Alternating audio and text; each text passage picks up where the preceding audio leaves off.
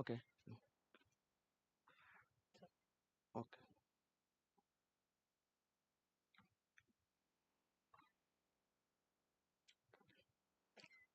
Hello, good morning സുഹൃത്തുക്കളെ. നമ്മളിതാ ഇന്ന് ഡബിൾ കോളം ക്യാഷ് ബുക്കിനെ കുറിച്ചാണ് നമ്മൾ ഡിസ്കസ് ചെയ്യുന്നത്. നമ്മളെ റെക്കോർഡിംഗ് ഓഫ് ട്രാൻസാക്ഷൻ 2 എന്ന 4ാമത്തെ ചാപ്റ്ററിലെ വളരെ പ്രധാനപ്പെട്ട ഒരു ഭാഗമാണ് ഡബിൾ കോളം ക്യാഷ് ബുക്ക്, അതല്ലെങ്കിൽ ബാങ്ക് കോളം ക്യാഷ് ബുക്ക്. അപ്പം നമ്മൾ സിംഗിൾ കോളം ക്യാഷ് ബുക്ക് നമ്മൾ പഠിച്ചു കഴിഞ്ഞു. ഇനി നമ്മൾ നെക്സ്റ്റ് നമുക്ക് പഠിക്കാനുള്ളത് ഡബിൾ കോളം ക്യാഷ് ബുക്കാണ്. ഈ ഡബിൾ കോളം ക്യാഷ് ബുക്കിൻ്റെ ഒരു പ്രത്യേകത എന്ന് പറഞ്ഞത്, ഇതിലിതാ ഒരു ബാങ്കിൻ്റെ കോളം, നമ്മളെ ബിസിനസ്സിൽ സാധാരണഗതിയിൽ നമ്മളെ കയ്യിൽ നിന്ന് ക്യാഷ് എടുത്തായിട്ട് കൊടുക്കുന്നു, അതുപോലെ തന്നെ നമ്മളെ ബാങ്കുമായിട്ടും ഇടപാട് നടക്കുന്നു. അപ്പോൾ ഈ രണ്ട് കാര്യങ്ങളും സെപ്പറേറ്റ് രേഖപ്പെടുത്താൻ വേണ്ടിയിട്ട് നമ്മൾ ഉണ്ടാക്കുന്ന ഒരൊറ്റ ബുക്കാണ് നമ്മൾ ഈ ഡബിൾ കോളം ക്യാഷ് ബുക്ക് എന്ന് പറയുന്ന സാധനം. ഇതിൽ നമ്മൾ ക്യാഷുമായി ബന്ധപ്പെട്ട എല്ലാ സാധനങ്ങളും, അത് ബാങ്കിൽ നിന്ന് പോകുന്നതാണെങ്കിലും നമ്മളെ കയ്യിൽ നിന്ന് പോകുന്നതാണെങ്കിലും, രണ്ട് സാധനം നമ്മൾ എന്താക്കുന്നു, ഇവിടെ വേറെ വേറെ സെപ്പറേറ്റ് കോളത്തിൽ എന്താക്കുന്നു, നമ്മൾ റെക്കോർഡ് ചെയ്യുന്നു. ഇതാണ് ഡബിൾ കോളം ക്യാഷ് ബുക്ക് എന്ന് പറയുന്നത്. നമ്മൾ ജസ്റ്റ് ഒന്ന് നോക്കുക, എന്താണ് double column cash book. A double column cash book also known as A 2 column cash book. 2 column cash book എന്ന് പറയലുണ്ട്, ഡബിൾ കോളം ക്യാഷ് ബുക്ക് എന്ന് പറയലുണ്ട്, ബാങ്ക് കോളം ക്യാഷ് ബുക്ക് എന്ന് പറയലുണ്ട് ഈ സാധനത്തിന്. ഓക്കെ, ഇതിൽ നോക്കുക, കൺസിസ്റ്റ് ഓഫ് 2 കോളംസ്. ഇതിൽ 2 കോളം എന്താവുന്നുണ്ട്, ഉൾക്കൊള്ളുന്നുണ്ട്.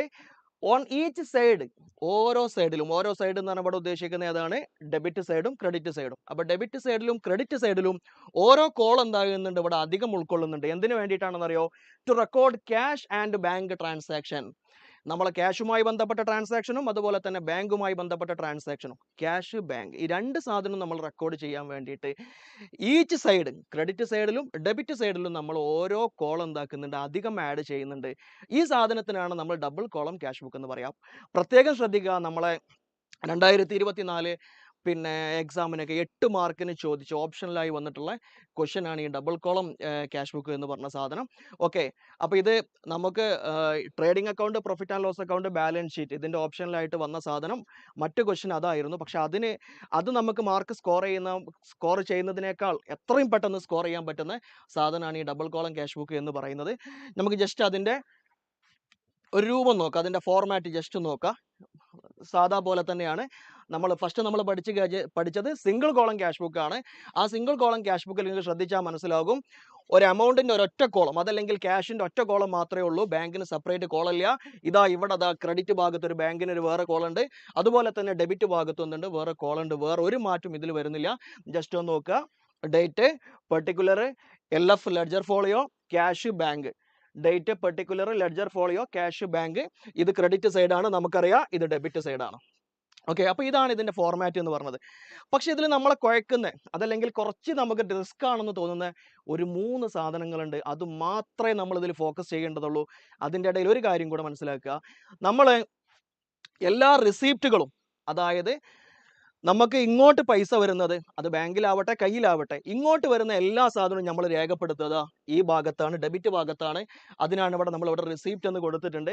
നമ്മളെ കൈയിൽ നിന്ന് ക്യാഷ് പോവുക, അതല്ലെങ്കിൽ ബാങ്കിൽ നിന്ന് നമ്മൾ ബാങ്ക് വഴി നമ്മൾ സാലറി കൊടുക്കുക, അങ്ങനെ നമ്മളെ ബിസിനസ്സിൽ നിന്ന് ക്യാഷ് പുറത്തു പോവുകയാണെങ്കിൽ അത് നമ്മൾ കൊടുക്കുന്ന ഭാഗമാണത് ഈ സൈഡ്, ക്രെഡിറ്റ് ഭാഗം, പേയ്മെൻറ്റ് സൈഡ്. ഓക്കെ, അപ്പം 2 സൈഡാണുള്ളത്, റിസീപ്റ്റ് സൈഡ്, പേയ്മെൻറ്റ് സൈഡ്. അപ്പം നമുക്ക് പ്രത്യേകിച്ച് ഒന്നും ആലോചിക്കാനില്ല. ഞാൻ എന്താക്കി, സാധനം വാങ്ങുന്ന സമയത്ത് എൻ്റെ കയ്യിൽ നിന്ന് ക്യാഷ് പോവും. ഞാൻ എവിടെ രേഖപ്പെടുത്തും, പേയ്മെൻറ്റ് സൈഡിൽ രേഖപ്പെടുത്തും. പർച്ചേസ്, ഞാൻ എന്താക്കി, ബിസിനസ് സാധനം വിറ്റു. അപ്പോൾ ബിസിനസ്സിന് എന്ത് കിട്ടി, ക്യാഷ് കിട്ടി, റിസീപ്റ്റ് ആണ്. ഇങ്ങോട്ട് വരുന്ന സാധനങ്ങൾ നമ്മൾ മൊത്തം ഇവിടെ രേഖപ്പെടുത്തും. അത് ബാങ്കിലേക്കാണ് വരുന്നതെങ്കിലോ നമ്മൾ ഇവിടെ രേഖപ്പെടുത്തും. ബാങ്കിൽ നിന്ന് നമ്മൾ ചെക്ക് കൊടുത്തിട്ട് സാധനം വാങ്ങുകയാണെങ്കിൽ എന്താവും, നമ്മളിതാ ഇവിടെ രേഖപ്പെടുത്തും. വളരെ സിമ്പിളാണ്. പക്ഷെ പ്രശ്നം എന്താണെന്നറിയോ, ഒരു 3 സാധനമുണ്ട്. അത് മാത്രം ശ്രദ്ധിച്ചാൽ മതി. നമുക്ക് സിമ്പിളായിട്ട് നമുക്ക് 8 മാർക്ക് നമുക്ക് എന്താക്കാൻ പറ്റും, പിടിക്കാൻ പറ്റും. നോക്കുക ഏതാണ് ആ സാധനം. ഓക്കെ, കോൺട്രാ എൻട്രി എന്നാണ് അതിൻ്റെ പേര്. കോൺട്രാ എൻട്രി എന്ന് പറഞ്ഞാൽ എന്താ അർത്ഥം, അതായത് ഈ നമ്മളെ ഇടപാടിൻ്റെ, ട്രാൻസാക്ഷൻ്റെ 2 ഭാഗം ടച്ച് ചെയ്യുന്ന സാധനം. 2 ഭാഗത്ത്, ഒരു ഭാഗത്ത് ക്യാഷ് ആയിരിക്കും, അതല്ലെങ്കിൽ ഒരു ഭാഗത്ത് എന്തായിരിക്കും, ബാങ്ക് ആയിരിക്കും. ഒരു ഭാഗം ക്യാഷും ഒരു ഭാഗം ബാങ്കും ആയിരിക്കും. ഓക്കെ, അങ്ങനത്തെ സാധനം വരുന്ന സമയത്ത് നമ്മൾ അത് എന്താക്കണമെന്നോ, ഇപ്പോൾ ഒരു ഉദാഹരണം, ഞാൻ ജസ്റ്റ് ഒരു ഉദാഹരണം പറയുക. Cash deposit in to bank, ബാങ്കിലേക്ക് എന്താക്കി, ക്യാഷ് ഡെപ്പോസിറ്റ് ചെയ്തു എന്നാണ് പറഞ്ഞത്. സാധാരണഗതിയിൽ ക്യാഷ് നമ്മൾ ബാങ്കിലേക്ക് ഡെപ്പോസിറ്റ് ചെയ്യുകയാണെങ്കിൽ ക്യാഷ് എന്നുള്ളതും അസറ്റാണ്, ബാങ്ക് എന്നുള്ളതും അസറ്റാണ്, ആണല്ലോ. നമ്മളെ കയ്യിലുള്ള ക്യാഷ് എന്താവുകയാണ്, കുറയാണ്. അതുകൊണ്ട് തന്നെ നമ്മൾ എന്താക്കണം, ക്രെഡിറ്റ് ചെയ്യണം ടു ക്യാഷ്. ഓക്കെ, ബാങ്ക് അസറ്റാണ്, ബാങ്കിലുള്ള ക്യാഷ് കൂടുകയാണ്, നമ്മളെ കയ്യിൽ നിന്ന് ക്യാഷ് പോകുന്നു, ബാങ്കിൽ ക്യാഷ് കൂടുന്നു. ഓക്കെ, അപ്പൊ bank account debtor to cash. Clear ആണോ? Bank account debtor to cash. ഇവിടുത്തെ പ്രശ്നം എന്താണെന്ന് മനസ്സിലായോ? ഒരു ഭാഗത്ത് ബാങ്ക് ആണ്, ഒരു ഭാഗത്ത് ക്യാഷ് ആണ്.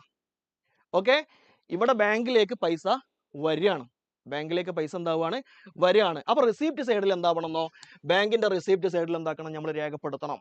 എന്നാലോ പേയ്മെന്റ് സൈഡിൽ നമ്മളെ കയ്യിൽ നിന്ന് ക്യാഷ് പോവുകയാണ്, അതുകൊണ്ട് പേയ്മെന്റ് സൈഡിലും എന്തുണ്ട്, നമുക്ക് രേഖപ്പെടുത്തേണ്ടതുണ്ട്. അപ്പൊ നിങ്ങൾ ഒരു കാര്യം മനസ്സിലാക്കി വെക്കുക, ഡെബിറ്റ് സൈഡിലും ക്രെഡിറ്റ് സൈഡിലും രണ്ട് സൈഡിലും രേഖപ്പെടുത്തേണ്ടി വരികയാണെങ്കിൽ അതിനാണ് നമ്മൾ എന്തെന്ന് പറയുക, കോൺട്രാ എൻട്രി എന്ന് പറയുക. ആ കോൺട്രാ എൻട്രിയിൽ ശ്രദ്ധിക്കേണ്ട 3 കാര്യങ്ങളുണ്ട്.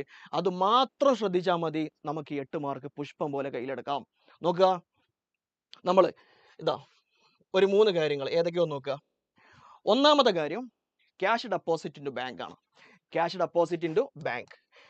ബാങ്കിൽ ക്യാഷ് ഡെപ്പോസിറ്റ് ചെയ്യുന്ന സമയത്ത് നമ്മളെ കയ്യിൽ നിന്ന് ക്യാഷ് പോകുന്നു, ബാങ്കിൽ എന്താവുന്നു, ക്യാഷ് കൂടുന്നു. ഇത് എങ്ങനെ വന്നാലും കോൺട്രാ എൻട്രി ആണ്.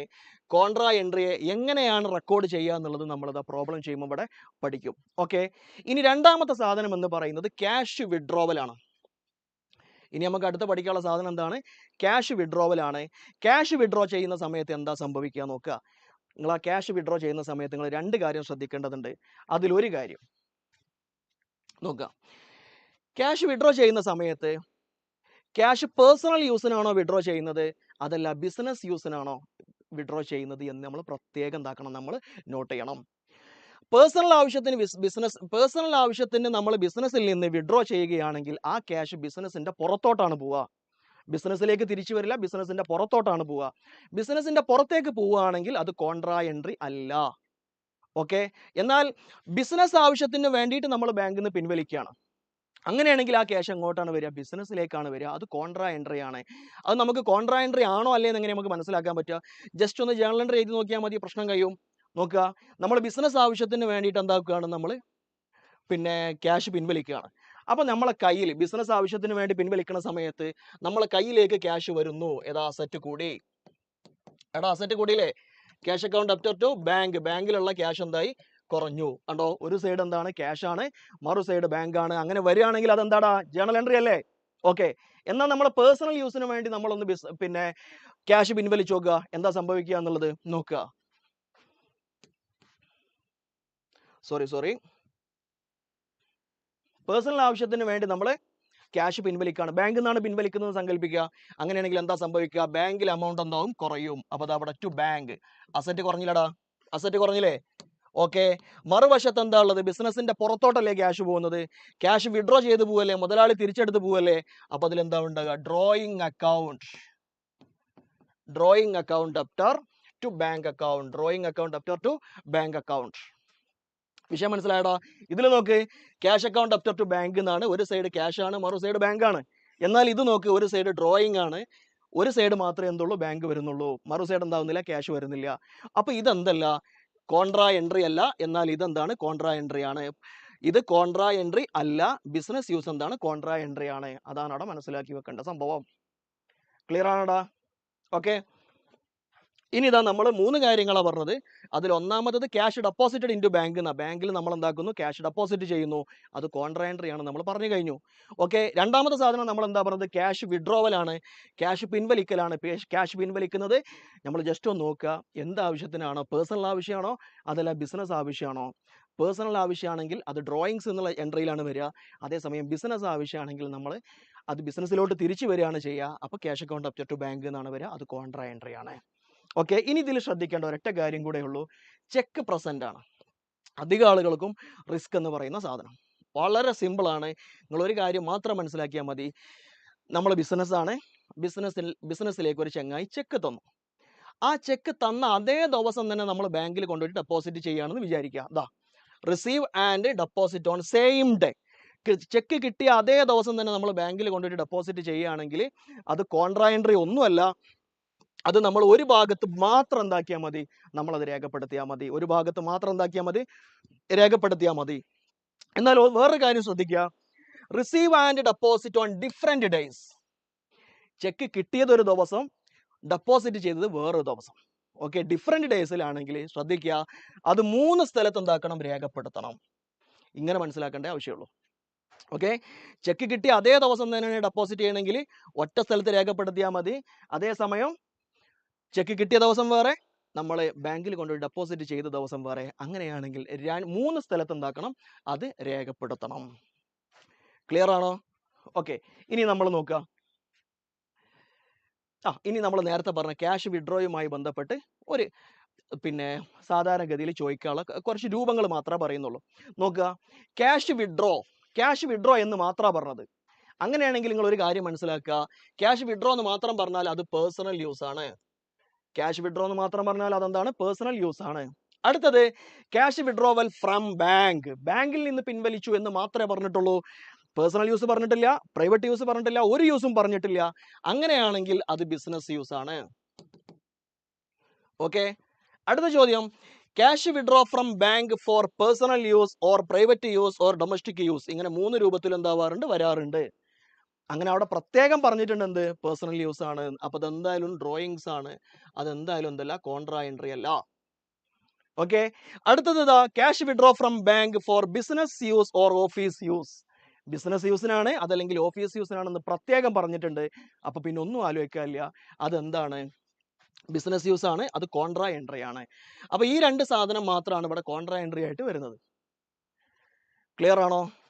ഓക്കെ, ഇനി നമ്മൾ ആ ചെക്കിന്റെ വിഷയത്തിൽ നമുക്ക് എന്താവാനുണ്ട്, അപ്പോൾ ഓക്കെ, സോറി, 3 കാര്യങ്ങൾ നമ്മൾ പറഞ്ഞിട്ടുള്ളത്. കോൺട്രാ എൻട്രിയിൽ ശ്രദ്ധിക്കേണ്ട കാര്യം, ഒന്ന്, നമ്മൾ ബാങ്കിലേക്ക് ക്യാഷ് ഡെപ്പോസിറ്റ് ചെയ്യുന്നു, കോൺട്രാ എൻട്രി ആണ്.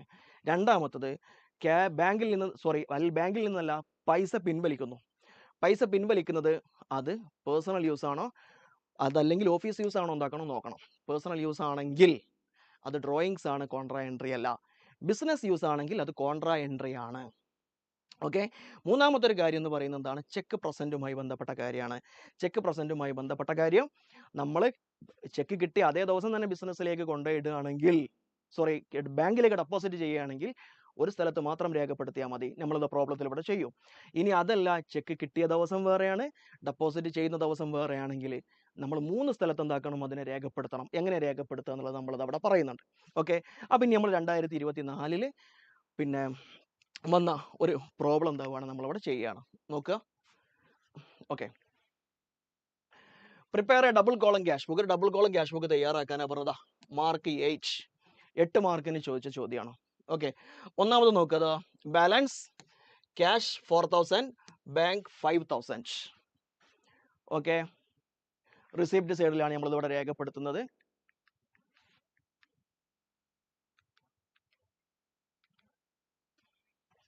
ഇതാണ് നമ്മൾ പറഞ്ഞ റിസിപ്റ്റ് സൈഡ്, ഇതാണ്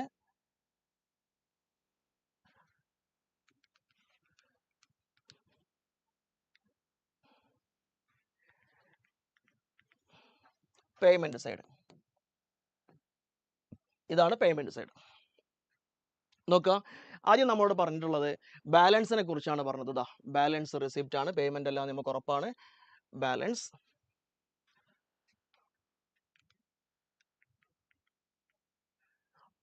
ക്യാഷ് 4000, ബാങ്ക് 5000. ക്യാഷ് 4000, ക്യാഷിൽ നമ്മൾ 4000 കൊടുത്തു, ബാങ്കിൽ നമ്മൾ 5000 കൊടുത്തു. ഇനി ഒരു കാര്യം ശ്രദ്ധിക്കുക, ചിലപ്പോൾ നിങ്ങൾക്ക് ചോദ്യത്തിൽ ഉണ്ടാവുക ബാങ്ക് ഓവർ ഡ്രാഫ്റ്റ് എന്നാണ് ഉണ്ടാവുക. അങ്ങനെയാണെങ്കിൽ പ്രത്യേകം ശ്രദ്ധിക്കുക, ഇവിടെ അല്ല നമ്മൾ എന്താവുക, എമൗണ്ട് ചെയ്ത ഈ ഭാഗത്താണ് ചെയ്ത. അതിൻ്റെ അർത്ഥം അതെന്താണ്, നെഗറ്റീവ് ബാലൻസ് ആണെന്നാണ് പ്രത്യേകം ശ്രദ്ധിക്കുക. ഓക്കെ, അടുത്ത നോക്കുക,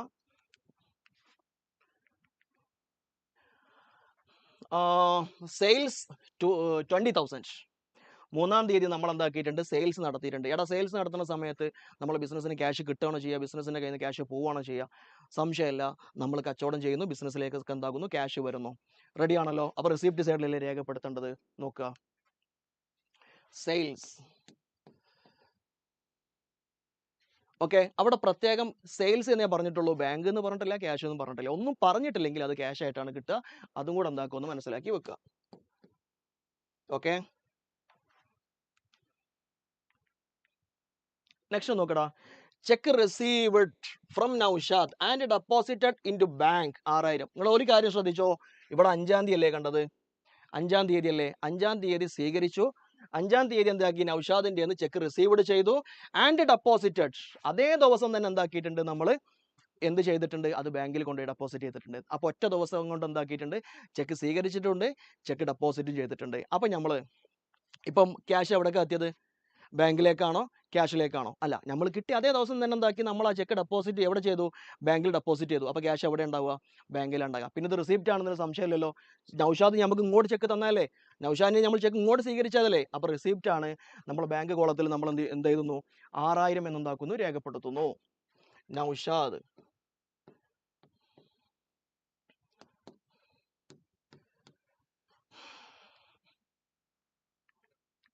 ഓക്കെ. അടുത്ത നോക്കടാ, 6-ാം തീയതി എന്താ സംഭവിക്കുന്നത്, Shine a customer deposited in to bank account. Shine എന്ന് പറഞ്ഞൊരു കസ്റ്റമർ ആണ്. അയാൾ എന്താക്കുന്നു, നേരെ എന്താക്കുന്നു, മൂപ്പര് ബാങ്ക് അക്കൗണ്ടിൽ കൊണ്ടുപോയിടും. നമ്മളറിയാതെ മൂപ്പര് എന്താക്കുന്നു, പൈസ കൊണ്ടുപോയിടുന്നു എന്നാണ് പറഞ്ഞത്. പൈസ കൊണ്ടുവരുന്ന സമയത്ത് നമുക്ക് ഇങ്ങോട്ട് ക്യാഷ് കിട്ടല്ലേ ചെയ്യുക. അപ്പോൾ അതും തന്നെയാണ് റിസിപ്റ്റ് സൈഡിലാണ് വരിക. നോക്കുക, ഷൈൻ 3000.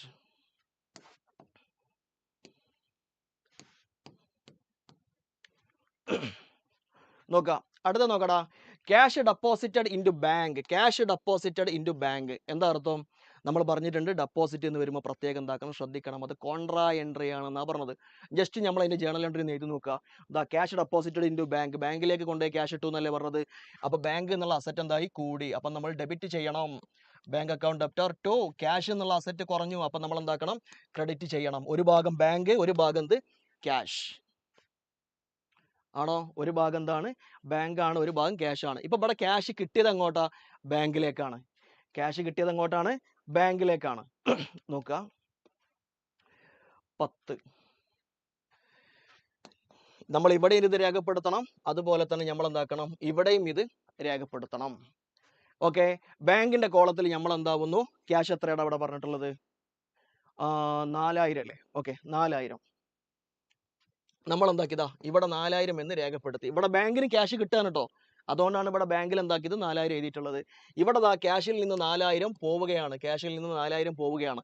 പക്ഷെ പല ആളുകൾക്ക് ഒരു സംശയമുണ്ട്, ഇവിടെ എന്താണ് രേഖപ്പെടുത്തുക, ഇവിടെ എന്താണ് രേഖപ്പെടുത്തുക എന്നുള്ളത്. വളരെ സിമ്പിളാണ്. ഇവിടുന്ന് ക്യാഷ് പോവല്ലേ, ഇവിടുന്ന് ക്യാഷ് പോവല്ലേ, നമ്മൾ ഒറ്റ ചോദ്യമുള്ളൂ, എങ്ങോട്ടാ ക്യാഷ് പോകുന്നത്, ആ ചോദ്യത്തിന് എന്താ ഉത്തരം, അതവിടെ രേഖപ്പെടുത്തിയാൽ മതി. എങ്ങോട്ടാണ് ക്യാഷ് പോകുന്നത്, ബാങ്കിലേക്കല്ലേ, കൊടുക്ക്, ഇവിടെ ബാങ്ക്. ക്ലിയർ ആണോ? ഓക്കെ. എന്നാൽ ഇവിടെ ചോദ്യം, ഇവിടെ ബാങ്കിലേക്ക് ക്യാഷ് വന്നതല്ലേ, നമ്മളെ ചോദ്യം എവിടുന്ന് ക്യാഷ് വരുന്നു, എവിടുന്നാടാ ക്യാഷ് വന്നത്, ബാങ്ക് ക്യാഷ് എന്നല്ലേ എങ്ങോട്ട് വന്നത്. അപ്പോൾ ദാ നമ്മളിതാ ഇവിടെ ക്യാഷ് എന്ന് കൊടുക്കുന്നു. ക്ലിയർ ആണോടാ, സിമ്പിൾ അല്ലേ, സിമ്പിൾ അല്ലേ. ഇനി ഇതെന്താക്കണം, നമ്മളിതാ ഇത് കോൺട്രാ എൻട്രി ആണ് എന്ന് തെളിയിച്ചു കൊടുക്കാൻ വേണ്ടിയിട്ട് ഒരു സി എന്താക്കണം, നമ്മളവിടെ ചേർത്ത് കൊടുക്കണം. കൊടുത്ത കണ്ടില്ലേ, കോൺട്രാ എൻട്രിയിൽ ഒന്നാമത്തെ സാധനമായിട്ട് നമ്മളിപ്പോൾ ചെയ്തത്. ശ്രദ്ധിക്കുക, എന്താണ്, cash deposited in to bank. നമ്മൾ എന്താക്കി, ബാങ്കിലേക്ക് എന്താക്കി, ക്യാഷ് ഡെപ്പോസിറ്റ് ചെയ്തു.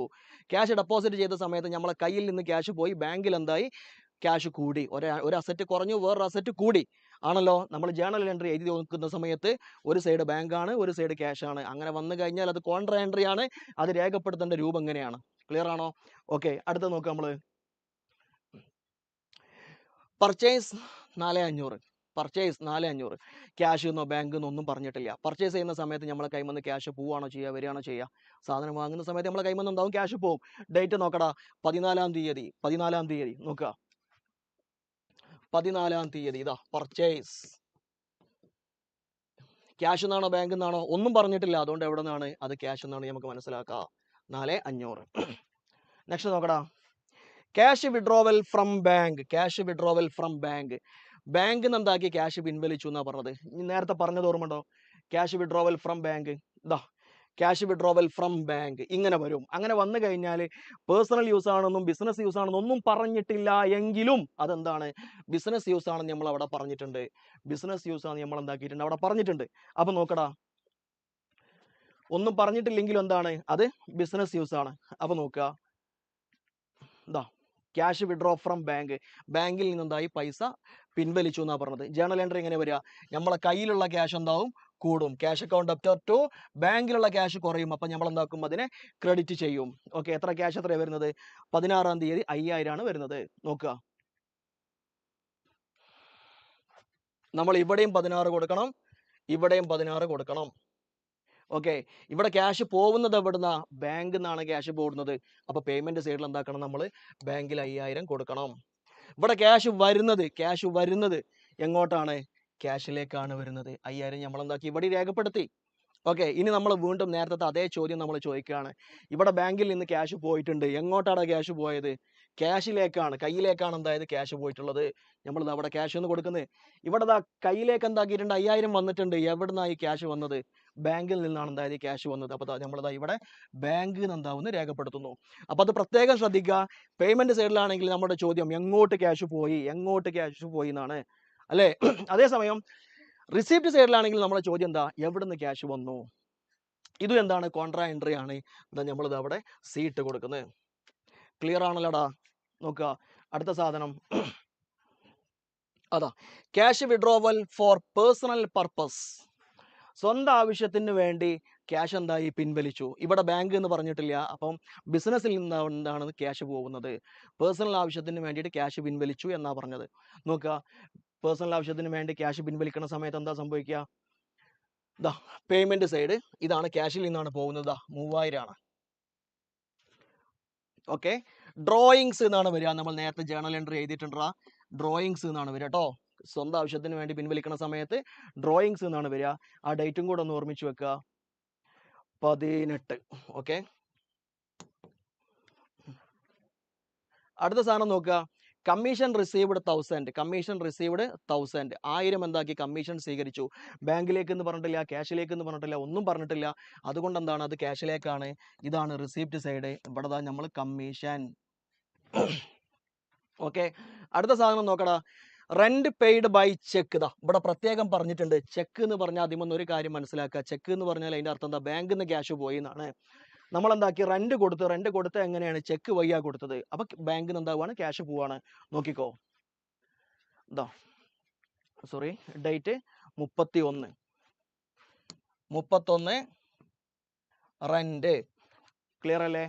31 റെന്റ് 1500. ഇവിടെ നമ്മൾ ചെക്ക് എന്ന് കൊടുത്തോണ്ടാണ് നമ്മൾ എന്താക്കിയിട്ടുള്ളത്? ചെക്ക് എന്ന് കൊടുത്തോണ്ട് നമ്മൾ എന്താക്കി? ബാങ്കിൽ നമ്മൾ അടയാളപ്പെടുത്തുകയാണ്. കാരണം ബാങ്കിൽ നിന്നാണ് എന്താവുന്നത്? ക്യാഷ് പോകുന്നത്.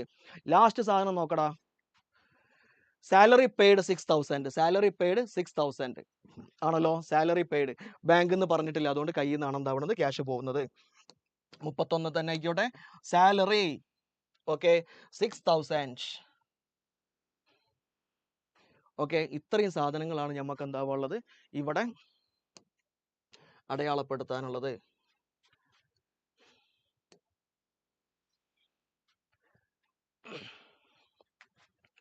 ഓക്കെ, ഇനി എന്താക്കണടാ? നമുക്ക് ഈ രണ്ട് സാധനം സെപ്പറേറ്റ് എന്താക്കണം? സോറി, ഇതിൻ്റെ ഇടയിൽ നമ്മൾ ഒരു കാര്യം കൂടെ നമ്മൾ പറയാം. നമ്മൾ പറഞ്ഞിട്ടുണ്ട്, ഒരു കാര്യം കൂടെ മാത്രമേ നമുക്ക് ഇതിൽ പറയാനുള്ളൂ. അതും കൂടെ പഠിച്ചു കഴിഞ്ഞാൽ ഈ 8 മാർക്ക് ഷുവറായിട്ട് നമുക്ക് എന്താക്കാൻ പറ്റും? ക്യാച്ച് ചെയ്യാൻ പറ്റും. അതെന്താണെന്നറിയോ? ഒരു ചങ്ങായി, പിന്നെ ഉദാഹരണത്തിന് നമ്മൾ ഇവിടെ പറയുന്നത് 13-ാം തീയതി അയാൾക്ക് ചെക്ക് കിട്ടി. 13-ാം തീയതി അയാൾക്ക് എന്താക്കി? ചെക്ക് കിട്ടി. 13-ാം തീയതി അയാൾ എന്ത് ചെയ്തിട്ടില്ല? അത് ബാങ്കിൽ കൊണ്ടുപോയി ഇടുന്നില്ല. ഓക്കെ, 14-ാം തീയതിയാണ് അയാൾ ബാങ്കിൽ കൊണ്ടുപോയിട്ട് ഡെപ്പോസിറ്റ് ചെയ്യണത്. ഇപ്പടാ രണ്ട് ദിവസമായില്ലേ? 13-ാം തീയതി ചെക്ക്, 14-ാം തീയതി ഡെപ്പോസിറ്റ്, രണ്ട് ദിവസമായില്ലേ? അപ്പം നമ്മൾ എന്താ ചെയ്യേണ്ടത്? 3 സ്ഥലത്ത് രേഖപ്പെടുത്തണം. നമ്മൾ ആദ്യമായിട്ട് നമ്മൾ മനസ്സിലാക്കി വെക്കേണ്ട സംഭവം എന്താ? അത് 3 സ്ഥലത്ത് എന്താക്കണം? രേഖപ്പെടുത്തണം എന്നുള്ളതാണ്. ഓക്കെ, 3 സ്ഥലത്ത് രേഖപ്പെടുത്തേണ്ടത്.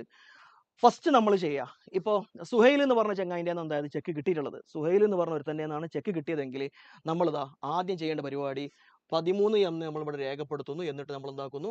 സുഹൈൽ എന്ന് പറഞ്ഞാട്ട് ക്യാഷിൽ നമ്മൾ 10,000 ചെക്ക് നമുക്ക് കിട്ടിയത്. ക്യാഷിൽ നമ്മൾ അവിടെ രേഖപ്പെടുത്തുന്നു. ക്ലിയർ ആണോ? അത് ക്യാഷിലേക്കല്ല, പക്ഷേ ക്യാഷിൽ എന്ന് പറഞ്ഞാട്ട് നമ്മൾ രേഖപ്പെടുത്തുന്നു. ഒരു ഭാഗം കഴിഞ്ഞു. 13-ാം തീയതിയിലാണോ നമ്മളിവിടെ രേഖപ്പെടുത്തുന്നത്? 13-ാം തീയതിയിലാണ് നമ്മളിവിടെ രേഖപ്പെടുത്തുന്നത്. ഓക്കെ, ഇനി നമ്മൾ നെക്സ്റ്റ് 14-ാം തീയതിയിലാണ് നമ്മൾ എന്താവുന്നത്? കാര്യങ്ങൾ കുറച്ച് പ്രശ്നമായി വരുന്നത്. പ്രശ്നങ്ങളൊന്നുമില്ല കേട്ടോ, പ്രശ്നങ്ങളൊന്നുമില്ല, നല്ലോണം ശ്രദ്ധിച്ചാൽ മതി. 14-ാം തീയതി നമ്മൾ ചെയ്യുന്ന പരിപാടി എന്താണെന്നറിയോ? ആദ്യം തന്നെ നമ്മൾ 14 എന്ന് ഇവിടെ ഇട്ട്. ഓക്കെ, എന്നിട്ട് നമ്മൾ എന്ത് ചെയ്യണം എന്നറിയടാ? ഇപ്പൊ ക്യാഷിൽ നോക്ക്, വെറുതെ ഇവിടെ 10,000 വന്നിട്ടുണ്ട്. ക്യാഷിൽ അങ്ങനെ 10,000 ഉണ്ടോ? ഇല്ല. അപ്പൊ ആ 10,000 എന്താക്കണം? നമ്മൾ ഇവിടെ നിന്ന് കളയണം. പേയ്മെന്റ് സൈഡിൽ 10,000 കൊടുത്താൽ കഴിഞ്ഞില്ലേ? ഇവിടെ നിന്ന് എന്താക്കി? 10,000 കിട്ടിയെന്ന് നമ്മൾ വെറുതെ രേഖപ്പെടുത്തി. 10,000 ക്യാഷിലുണ്ടോ? ഇല്ല. അപ്പോൾ ആ 10,000 എന്താക്കി നമ്മൾ പേയ്മെന്റ് സൈഡിലും കൂടെ കൊടുത്തു കഴിഞ്ഞാൽ 0 ആയി. ശരിക്കും നമുക്ക് ഈ സാധനം എവിടെ എത്തണം? 10,000 ബാങ്കിലേക്ക് എന്നുള്ളത് എത്തിക്കുകയാണ് വേണ്ടത്. അപ്പോൾ എന്താക്കിയെന്ന് നമ്മളിതാ ഇവിടുന്ന് ക്യാഷിൽ നമ്മൾ 10,000 എന്ന് കൊടുത്തു. എന്നിട്ടിതാ ഇതേ 14-ാം തീയതി നമ്മൾ ബാങ്കിൽ എന്താക്കുന്നു 10,000 രേഖപ്പെടുത്തുന്നത്. ബാങ്കിൽ എന്താക്കുന്നു നമ്മൾ 10,000 രേഖപ്പെടുത്തുന്നത്. ഇപ്പൊ നോക്കടാ, ഇവിടെ 10,000 കിട്ടിയെന്ന് നമ്മൾ ക്യാഷിൽ കാണിച്ചു, 10,000 പോയിന്ന് കാണിച്ചു, ക്യാഷ് 0 ആയില്ലേ? ആയി. ഇപ്പൊ എവിടെ എത്തി? ബാങ്കിൽ എന്താക്കി 10,000 എത്തി. ക്ലിയർ ആണോ? ബാങ്കിൽ 10,000 എത്തി. 3 സ്ഥലത്ത് നമ്മൾ രേഖപ്പെടുത്തണം. ഇതാ 1, 2, 3 3 സ്ഥലത്ത് നമ്മൾ എന്താക്കണം? ഇത് രേഖപ്പെടുത്തണം. ഇനി ഇവിടെ നമ്മൾ എന്താക്കിയിട്ടുണ്ട്? സുഹൈലിന്റെ പേര് ഇവിടെ എഴുതി കഴിഞ്ഞിട്ടുണ്ട്. ഇനി നമുക്ക് സുഹൈലിന്റെ പേര് നമ്മൾ എന്താക്കണ്ട? എവിടെ ഉപയോഗിക്കണ്ട. പിന്നെ നമ്മൾ എന്താ ചെയ്യേണ്ടത്? ഇവിടുന്ന് ക്യാഷിൽ നിന്ന് ഈ പൈസ എങ്ങോട്ടാ പോയത്? ബാങ്കിലേക്ക്. നമ്മളെ നേരത്തെ അതേ സംസാരം, ബാങ്കിലേക്കാണ് പോയത്. പിന്നെ ഇവിടുത്തെ ഈ 10,000 എവിടെ നിന്നാണ് വന്നത്? ക്യാഷിൽ നിന്നാണ് വന്നത്. എന്നിട്ട് എന്താക്കണമെന്നോ, ഇതിന്റെ നേരെ കോൺട്രാ എൻട്രി എന്താക്കണം? ചേർക്കണം. ഇതിന്റെ നേരെ എന്താക്കണം? കോൺട്രാ എൻട്രി എന്ന് പറഞ്ഞ സാധനം ചേർക്കണം. ക്ലിയർ ആണോ? ഓക്കെ. ഇനി അതിൽ ഒരു കാര്യം കൂടെ മനസ്സിലാക്കാനുള്ളത്, പിന്നെ നമ്മളെ ബാലൻസ് ചെയ്യുന്ന സമയത്ത് എങ്ങനെയാണ് ചെയ്യേണ്ടത്? ബാലൻസ് ചെയ്യുമ്പോൾ ശ്രദ്ധിക്കേണ്ട കാര്യം എന്താ? ബാങ്ക് കോളം മൊത്തം എന്താക്കുക? നമ്മൾ കൂട്ടുക. ഓക്കെ. ഇവിടെ നമ്മൾ പുതിയ കുറച്ച് സാധനങ്ങൾ ആഡ് ചെയ്തുകൊണ്ട് പിന്നെ പ്രോബ്ലം പൂർണ്ണമായിട്ട് ചെയ്യാൻ ചെറിയ ബുദ്ധിമുട്ടുണ്ട്. നോക്കുക, ഇവിടെ നമ്മൾ ബാങ്കിന്റെ മാത്രം ജസ്റ്റ് നോക്കുക. 5,000, 1,500. അപ്പം ഇവിടെ 6,500 ആണ് ഈ സൈഡ് വരുന്നത് കേട്ടോ. ഇതൊന്നും കൂടെ വലിയ സൈഡാണ്. അപ്പം നമുക്ക് ആദ്യം ഇത് നോക്കാം. 5,000, 5 9 14, 14 4 18. അപ്പോൾ വലിയ സംഖ്യ എന്താക്കും? നമ്മൾ അവിടെ രേഖപ്പെടുത്തുന്നു. 18,000. 18,000 നമ്മൾ എന്താക്കുക എന്നാണ്? 6,500 നമ്മൾ കുറക്കുകയാണ്.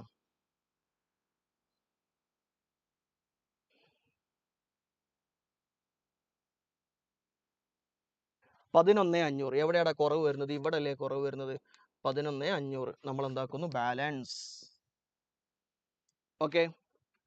വീണ്ടും നമ്മൾ അതുപോലെ തന്നെ എന്താവുകയാണ്? ഇതാ ഈ സൈഡ് നമ്മൾ ഒന്ന് കൂട്ടി നോക്കുകയാണ്. ഇവിടെ ഈ 10,000 ഇല്ല, ഈ സാധനം ഇല്ല, ഈ സാധനം ഇല്ല. അപ്പം ഇവിടെ 24, 25, 30. ഇങ്ങേ സൈഡ് വരുന്ന എത്രയാണ്? 30 ആണ്. ഓക്കെ. ഇത് തന്നെയാണ് വലിയ സംഖ്യ. അപ്പം നമ്മൾ എന്താക്കുകയാണ്? 30 ഇവിടെ എഴുതുകയാണ്. ഓക്കെ. 30 ഇവിടെ എഴുതുകയാണ്.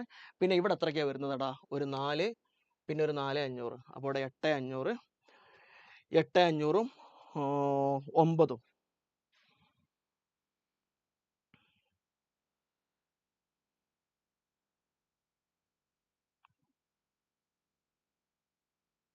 $17,500 അവിടെ വരുന്നത്. 17,500. ഈ 17,500 എന്താക്കണം? 30,000 നമ്മൾ 17,500 നമ്മൾ ജസ്റ്റ് ഒന്ന് കുറക്കുക. 12,500. ഓക്കെ. അപ്പോൾ ഇതാണ് ഈ ഡബിൾ കോളം ക്യാഷ് ബുക്ക് എന്ന് പറഞ്ഞ സാധനം. പിന്നെ കാൽക്കുലേറ്റ് ചെയ്ത സ്ഥലത്ത് എന്തോ പ്രശ്നം ഉണ്ടോ എന്നുള്ളത് അറിയില്ല കേട്ടോ. അതിൻ്റെ ഇടയിൽ കുറച്ച് കണക്ക് വന്നുകൊണ്ട് പിന്നെ മിസ്സിങ് ആവാനുള്ള സാധ്യത ഉണ്ട്. ഓക്കെ. അപ്പോൾ ജസ്റ്റ് ഒന്ന് ശ്രദ്ധിക്കുക. ഇതാ വെറും 3 കാര്യങ്ങൾ മെയിനായിട്ട് മനസ്സിലാക്കേണ്ടത് ഇത്ര മാത്രമേ ഉള്ളൂ. റിസീപ്റ്റ് മൊത്തം ഇങ്ങോട്ട്, പേയ്മെൻറ്റ് മൊത്തം ഇങ്ങോട്ട്.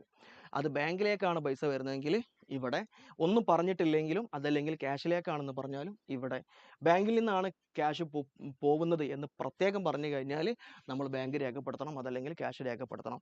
പിന്നെ കോംപ്ലക്സ് കുറച്ചൊരു സങ്കീർണമായിട്ടുള്ള സാധനങ്ങൾ എന്ന് പറയുന്നത് വെറും 3 സാധനമാണ്. ഒന്ന് cash deposited in to bank, അതെല്ലാം കോൺട്രാ എൻട്രി ആണ്. വേറൊന്ന് ക്യാഷ് വിഡ്രോവലാണ്. അതിൽ നിങ്ങൾ പ്രത്യേകം ശ്രദ്ധിക്കണം. എല്ലാ വിഡ്രോവലും കോൺട്രാ എൻട്രി അല്ല. നമ്മൾ നോക്കുക, ക്യാഷ് ബിസിനസ്സിലേക്ക് തിരിച്ചു വരുന്നുണ്ടോ, അതല്ല ബിസിനസ്സിൻ്റെ പുറത്ത് പോവുകയാണോ? ബിസിനസ്സിൻ്റെ പുറത്ത് പോവുകയാണെങ്കിൽ കോൺട്രാ എൻട്രി അല്ല. ബിസിനസ്സിലേക്ക് തിരിച്ചു വരും മാത്രമാണെങ്കിൽ, ബാങ്കിൽ നിന്ന് ബിസിനസ്സിലേക്ക് തിരിച്ചു വരികയാണെങ്കിൽ മാത്രമേ അതൊന്നുള്ളൂ കോൺട്രാ എൻട്രി ഉള്ളൂ. ഓക്കെ. പിന്നെ നിങ്ങൾ മനസ്സിലാക്കേണ്ട സംഭവം ചെക്ക് സബ്മിഷനുമായി ബന്ധപ്പെട്ട കാര്യമാണ്. ചെക്ക് കിട്ടി അതേ ദിവസം തന്നെ നമ്മൾ ബിസിനസ്സിൽ ബാങ്കിൽ കൊണ്ട് ഡെപ്പോസിറ്റ് ചെയ്യുകയാണെങ്കിൽ അതിനെക്കുറിച്ച് നിങ്ങളൊന്നും ബേജാറാവണ്ട. നേരെ എന്താക്കിയാൽ മതി? ബാങ്കിൽ മാത്രം രേഖപ്പെടുത്തിയാൽ മതി. അതേസമയം ചെക്ക് കിട്ടുന്നത് ഒരു ദിവസം, ബാങ്കിൽ ഡെപ്പോസിറ്റ് ചെയ്യുന്നത് വേറെ ദിവസമാണെങ്കിൽ ശ്രദ്ധിക്കുക, 3 സ്ഥലത്ത് എന്താക്കണം? രേഖപ്പെടുത്തണം. 3 സ്ഥലത്ത് നിന്നാക്കണം രേഖപ്പെടുത്തണം. ചെക്ക് കിട്ടിയ ദിവസം ഒറ്റ സ്ഥലത്ത് രേഖപ്പെടുത്തിയാൽ മതി. ബാങ്കിൽ കൊണ്ടുപോയി ഡെപ്പോസിറ്റ് ചെയ്യുന്ന ദിവസം 2 സ്ഥലത്ത് രേഖപ്പെടുത്തണം. അത് കോൺട്രാ എൻട്രി ആണ്. പിന്നെ കോൺട്രാ എൻട്രിക്ക് സി എന്നുള്ള സാധനം എന്താക്കണം, പ്രത്യേകം അടയാളപ്പെടുത്തണം. ഓക്കെ. പിന്നെ ബാലൻസ് ചെയ്യേണ്ട കാര്യം സെപ്പറേറ്റ് എന്താക്കണം, ബാലൻസ് ചെയ്യണം. ബാങ്കിൻ്റെത് മൊത്തം കൂട്ടുക, ബാങ്കിൻ്റെ 2 സൈഡ് മൊത്തം കൂട്ടുക, ഏതാണ് കൂടുതലുള്ളത് അത് 2 ഭാഗത്ത് എഴുതുക, കുറവുള്ള ഭാഗത്ത് ബാലൻസ് എന്ന് പറഞ്ഞിട്ട് രേഖപ്പെടുത്തി കൊടുക്കുക.